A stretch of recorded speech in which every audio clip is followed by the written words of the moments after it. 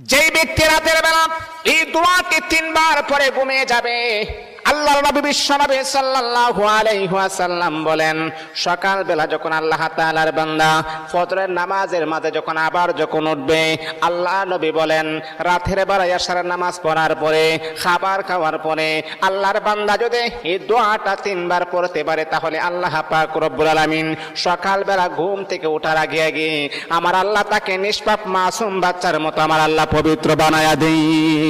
দোয়াটা সবাই আমরা জানি, আমরা সবাই কিন্তু দোয়াটা জানি, কিন্তু আমরা আমল করি না। দোয়াটা হলো আস্তাগফিরুল্লাহাল্লাযী লা ইলাহা ইল্লা হুয়াল হাইয়ুল কাইয়্যুম ওয়া আতুবু ইলাইহি লা হাওলা ওয়ালা কুওয়াতা ইল্লা বিল্লাহিল আলিয়্যিল আযীম।